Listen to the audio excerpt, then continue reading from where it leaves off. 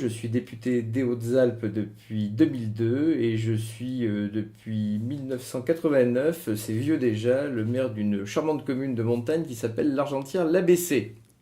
Qu'est-ce qui vous a poussé à vous intéresser à la question des chemtrails, des épandages aériens? Déjà, ça faisait un moment que je me posais des questions parce que je voyais des trucs un peu bizarres dans le ciel. On a un ciel archi-lumineux. Et je voyais des systèmes avec des espèces de nuages qui quadrillaient le ciel, sans comprendre vraiment de quoi il s'agissait, dans la mesure où on ne voyait pas forcément des mouvements aériens. Et j'ai rencontré des responsables d'associations qui sont venus me voir et qui m'ont parlé de la théorie des chemtrails. D'où l'idée de poser une question au gouvernement. Alors, c'est pas du tout sur le mode que je qualifierais de paranoïaque, hein, mais sur le mode de vouloir comprendre et comprendre surtout pourquoi, au bout d'un moment, ce type de nuage finit par avoir une certaine densité et couvrir totalement le ciel. Alors, j'ai écouté la théorie des chemtrails. Je me dis que avec les systèmes low cost également dans les compagnies aériennes, on peut foutre aussi des adjuvants dans les kérosènes de façon à gagner de l'argent et que ça peut être aussi une explication. Mais il y a de plus en plus de phénomènes comme ça inexpliqués. Je vois souvent sur le journal, je suis dans le Dauphiné, des épandages de fils un peu bizarres, de filaments genre fil d'Ariane, d'araignée en quelque sorte. Et j'aimerais avoir des explications à ce type de phénomène. Le 14 novembre dernier, vous avez posé une question écrite au ministre de l'écologie, développement durable et de l'énergie portant justement sur les épandages aériens. Le délai de réponse de 2 mois a été dépassé le 14 janvier dernier. Tout d'abord, est-ce qu'il vous reste des recours? Alors, il y a une solution qui est la solution du signalement de la question, qui demande que l'ensemble du groupe politique soit d'accord. Cette question est alors signalée et le gouvernement, cette fois, n'a plus que 2 semaines pour répondre. En général, la procédure est appliquée non pas à partir des 2 mois, mais à partir d'un certain délai. Parce que bon, on est en France quand même et les réponses des ministères arrivent rarement dans les délais. Honnêtement, le délai très très long pour les réponses est récurrent. Il y a des questions que j'ai posées sous la précédente mandature qui n'ont jamais eu de réponse à la fin de la mandature. Donc au bout de 5 ans, il arrive qu'on n'ait pas de réponse à nos questions, ce qui est pas prévu normalement puisque les textes prévoient une réponse, comme vous l'avez dit, dans les 2 mois. Donc ce type de délai est quand même un délai plus que normal. Est-ce que vous avez un petit peu, investigué sur cette question des chemtrails? Est-ce que vous avez essayé d'aller plus loin dans vos renseignements ou est-ce que vous vous êtes arrêté au fait de poser la question au gouvernement de ce qu'il en était? Non, j'ai quand même regardé quels étaient les rapports, notamment des rapports internationaux. On me les a fournis ou je les ai cherchés sur Internet, sur des sites de médias alternatifs et autres, pour voir un petit peu ce qui se passait sur cette question.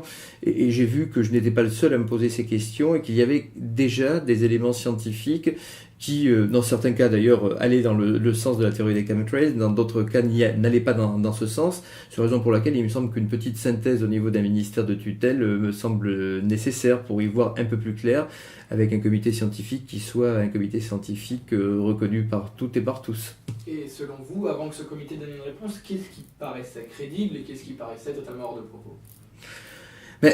Moi, je disais, je me méfie toujours de la théorie du complot. Je suis pas un adepte des X-Files, I want to believe, donc c'est vrai que je cherche toujours des explications assez rationnelles et assez classiques. Parce que parfois, il y a des trucs complètement surréalistes. Vous savez que le goût de la drogue a été donné aux enfants dans certains pays d'Amérique du Sud en mettant de la drogue derrière les timbres que les enfants léchaient pour mettre sur des enveloppes. Donc il y a parfois des théories qui s'avèrent être véritablement des complots de groupes mafieux. Donc ça ne peut jamais être écarté. Cela étant, comme je suis d'une base assez scientifique, c'est vrai que j'ai plutôt tendance à regarder des explications qui, compte tenu du volume de ce qui est appelé aujourd'hui les chemtrails, qui est constaté dans le ciel, me semble plutôt aller vers des problèmes de pollution liés effectivement à des kérosènes qui seraient légèrement frelatés. Est-ce que vous pensez que le gouvernement communiquera un jour sur cette question? Ah ben j'espère bien, parce que j'ai une fâcheuse tendance à être têtu. Donc Philippe Martin va être harcelé. Dans la mesure où il y a toujours des risques sur la santé publique, et quel que soit le problème, l'origine du problème en fait, hein, je pense qu'il faut toujours se poser ce type de questions, parce qu'après, lorsqu'il est trop tard, le principe de précaution n'a pas été mis en jeu, et c'est quelquefois très dommage pour la santé publique. Donc je vais continuer à, comme le dit l'expression assez vulgaire, coller à la culotte du ministre.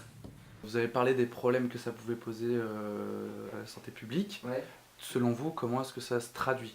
Je pense qu'il vaut mieux être simplement prudent, se poser des questions et ensuite faire en sorte qu'on applique un principe de précaution. Si la France, au moment de Tchernobyl, avait dit, comme l'Italie, qui était quand même sa voisine, puisque je suis frontalier, et je voyais d'un côté la stampe à Turin qui disait ne mangez plus tel type de produit, les marchés de Turin étaient vides de tout produit qui était susceptible de concentrer un certain nombre de produits irradiés.